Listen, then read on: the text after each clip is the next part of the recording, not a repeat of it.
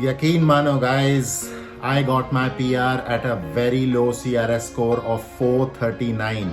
सिर्फ 439 के CRS score पे मुझे और मेरी वाइफ को, मेरे बेटे को मिली PR.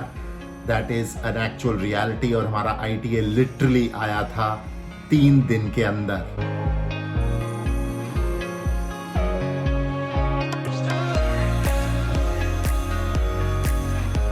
Hello friends, welcome back to my channel that Talkies. कैसे हो आप सब? मैं हूं एकदम बढ़िया and I expect the same for all you guys. तो आज के वीडियो में मैं बात करने वाला हूं how I got my PR, मेरी PR स्टोरी. एग्जैक्ट चीज़ें बताऊंगा कि कैसे हमने क्या क्या किया, कैसे माहौल बना कि हम अपना PR अप्लाई करें और कैसे और कितने पॉइंट्स में और कितने टाइम में मुझे मेरी PR सक्सेसफुली मिली. इनफैक्ट मुझे, मेरी वाइफ को, मेरे बेटे को. सो गाइज मेक श्योर आप इस वीडियो को पूरा एंड तक देखें because you will be able to know a lot of facts कि क्या क्या कैसे कैसे हुआ. और अगर अभी तक चैनल को सब्सक्राइब नहीं किया है तो go ahead and subscribe to my channel that talkies right away and do not forget to hit the bell icon guys so that आपको जल्दी से जल्दी सारे इंटरेस्टिंग टॉपिक्स पे वीडियो के नोटिफिकेशंस पहुंच सकें. ठीक है गाइज, तो let's just get start to the video right.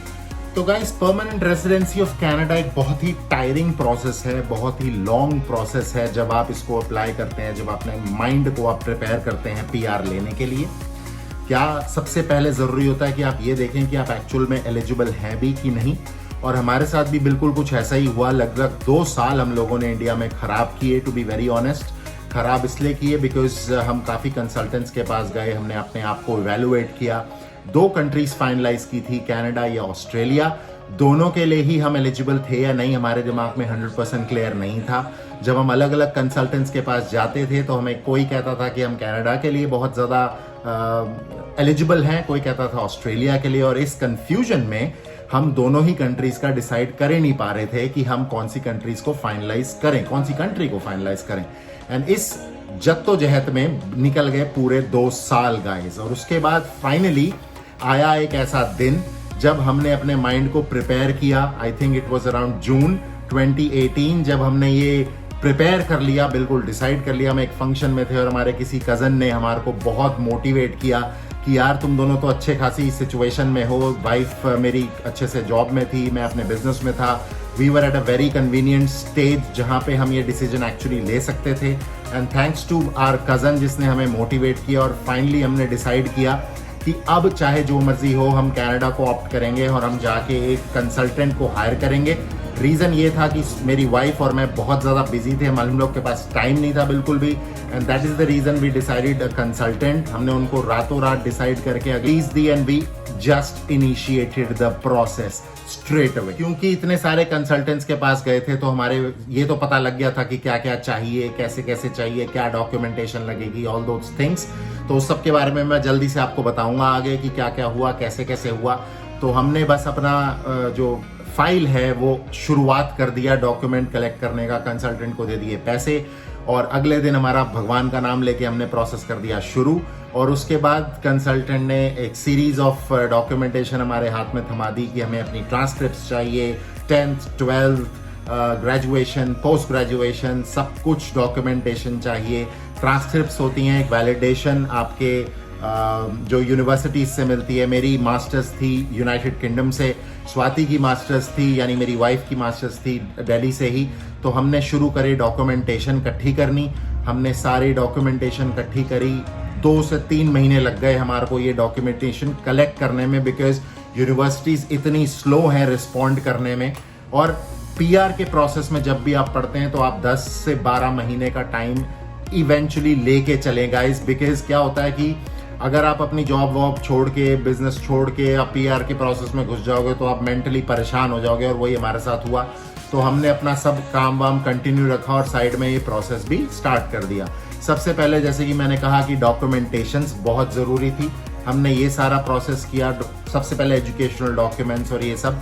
At the same time मेरी वाइफ ने IELTS दिया. जैसे कि हम सबको पता है PR के लिए we need to go ahead and give a general IELTS exam. तो स्वाति ने एकेडमिक दे रखा था पहले बिकॉज पहले हम स्टडी ऑप्शंस सर्च आउट कर रहे थे. But then she gave the general IELTS as well, और उसमें लकीली स्वाति बहुत इंटेलिजेंट है डेफिनेटली, और उसके आई थिंक 8.5 बैंड्स आए जो बहुत अच्छे थे। फिर हमने प्रिपेयर करने शुरू करा कि एग्जैक्ट हमारे पॉइंट्स कितने बन रहे हैं। जब हमने अपनी सारी क्वालिफिकेशंस और ये सब लगा के हमने अपने पॉइंट्स बनाए तो हमारा CRS स्कोर जो है वो बन रहा था 456। उन दिनों में CRS स्कोर्स का जो ट्रेंड था वो था 440, 450, 455 समथिंग लाइक दैट। 460 तक भी जा रहा था। तो हमें ये श्योर नहीं था कि 456 जो है हमारा वो इनफ होगा कि नहीं होगा। 456 तब बन रहा था अगर मैं अपनी सारी मास्टर्स और ये बैचलर्स और ये सब लगाऊं, बट उसके बाद आई ये प्रॉब्लम। अचानक से हमें पता लगा कि कनाडा इमिग्रेशन ने एक यूनिवर्सिटी को कर दिया है बैन फॉर PR, और अनफॉर्चुनेटली वो यूनिवर्सिटी थी मेरी जहां से मैंने अपनी बैचलर्स करी थी, पंजाब टेक्निकल यूनिवर्सिटी। और उन दिनों ये न्यूज़ जब आई तो हम बिल्कुल परेशान हो गए कि अब हमारा PR प्रोसेस का क्या होगा एंड ऑल दैट। उसके बाद हमने फिर से पॉइंट एवेल्युएशन किया और हमारा स्कोर अब गिर गया था 446। और उसके बाद फिर हमने काफ़ी, वाइफ ने भी मोटिवेट किया, और मैं जैसे कि मैंने बताया कि मैं बहुत ज़्यादा बिजी था, बट इवेंचुअली मुझे याद है उस दिन करवा चौथ का दिन था जब मैंने अपनी IELTS की डेट बुक करी, क्योंकि मेरा प्लान IELTS देने का नहीं था, क्योंकि हमारे points without my giving IELTS ही जो है अच्छे बन रहे थे उस समय। बट ये जब न्यूज़ आई ग्रेजुएशन की तो बहुत प्रॉब्लम हो गई। तो उसके बाद मैंने IELTS के लिए प्रिपेयर करना शुरू किया, टाइम था नहीं। करवा चौथ के दिन मेरा IELTS का एग्ज़ाम था, और उसके 2 दिन बाद लिटरली, मतलब आप 2 दिन बाद नहीं, इनफैक्ट मुझे 3 दिन का समय मिला कि मैं अपनी IELTS की प्रिपरेशन कर सकूं। और trust me guys, it was very tough. 3 दिन में मेरे पास एक तो अपना काम, ऊपर से IELTS। मैंने सिर्फ स्वाति से ये पूछा, मुझे ये बता दीजिए कि IELTS का फॉर्मेट क्या होता है। स्वाति ने IELTS दे रखा था पहले ही, उसने मुझे फॉर्मेट समझा दिया। इंग्लिश भगवान की दया से ठीक ठाक है मेरी। तो उसके बाद मैंने उस बेस लाइन को दिमाग में रख के कि ये फॉर्मेट होता है, मैंने प्रिपरेशन शुरू करी। मैंने 3 दिन जम के प्रिपरेशन करी IELTS की, और उसके बाद मैंने अपना IELTS एग्जाम दे डाला। तो काफी ट्रिकी सिचुएशन थी हमारी, टू बी ऑनेस्ट, बट जैसे तैसे मैंने IELTS दिया और हमारा स्कोर भी आ गया IELTS का। और हमने अपनी प्रिपरेशन इस दौरान तक हमारी ट्रांसक्रिप्ट्स भी आ गई थी, सब कुछ आ गया था। तो हमने फटाफट सब कंपाइल करके अपना जो फाइल है वो कंप्लीट किया।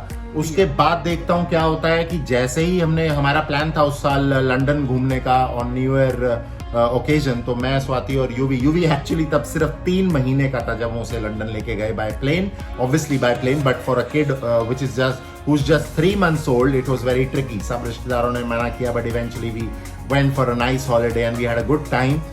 वहां पे जाते ही जब हम लंदन लैंड हुए और सेकेंड डे मुझे डैड का मेल आता है कि आपका कनाडा का ITA जो है वो आ गया है। और लिटरली रियलाइज, आप बिलीव नहीं करोगे, हमने एक पर्टिकुलर एग्जैक्ट डेट्स तो क्या ही बतानी है, बट अगर एक पर्टिकुलर एग्जांपल दूं तो हमने तकरीबन 14 दिसंबर को आप लगा सकते हैं, हमने अपना ये सारा PR का फाइल अप किया रेडी, और 17 तारीख को मेरे को ITA आ गया था for sure, literally with in 3 days।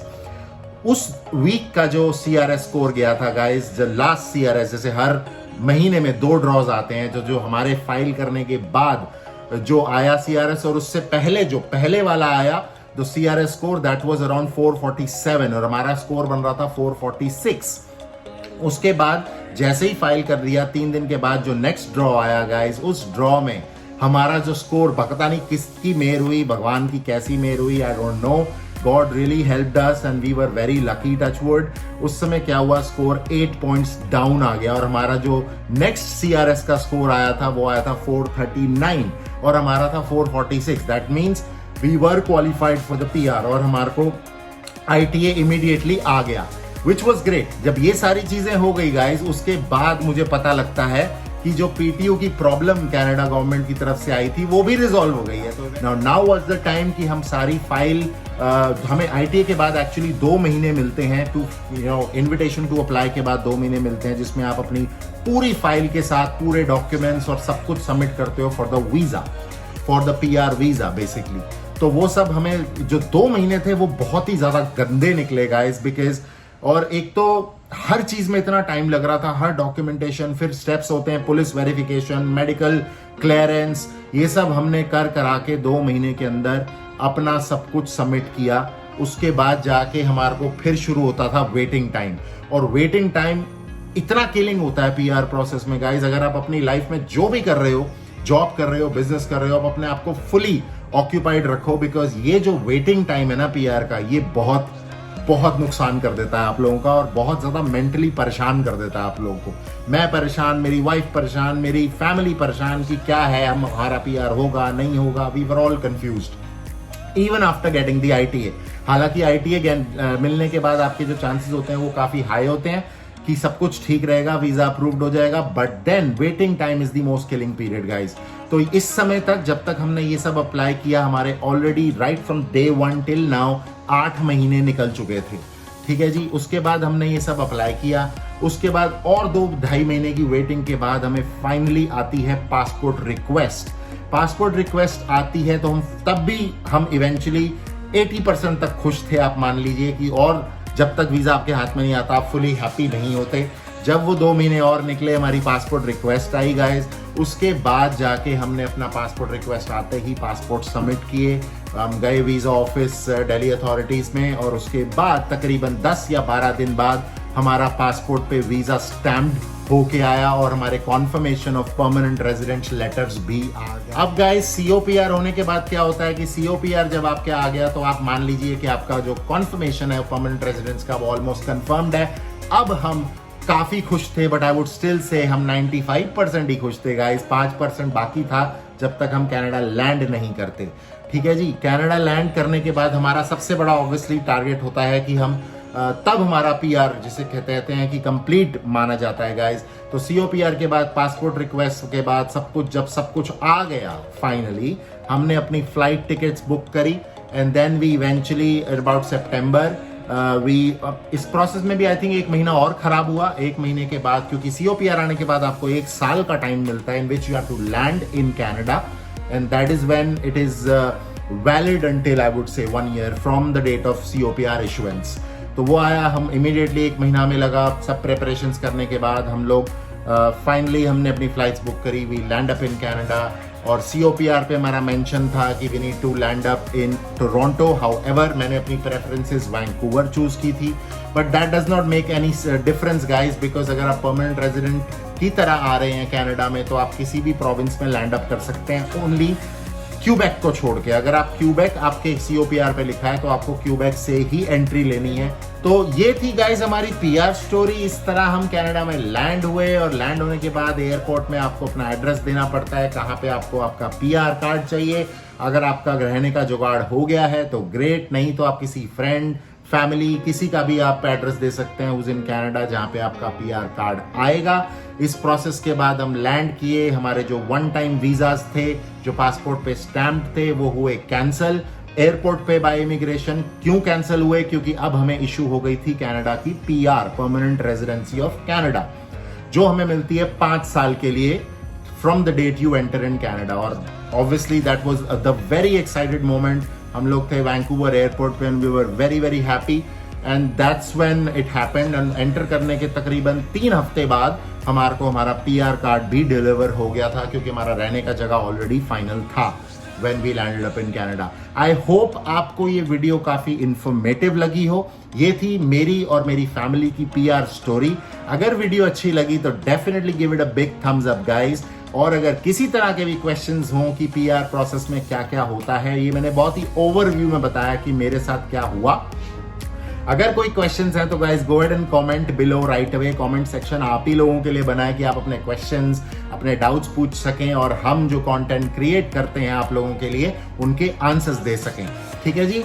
तो this was Amish signing off once again from Dad Talkies guys. और PR और बहुत सारी चीजों के ऊपर मैं काफी सारी वीडियोस बना सकता हूं, बनाता रहता हूं डेफिनेटली। कोई भी क्वेश्चंस हो, कोई भी वीडियो चाहिए हो, किसी भी टॉपिक पे information चाहिए regarding Canada, do comment and I'll definitely help you out with all those things. ठीक है जी?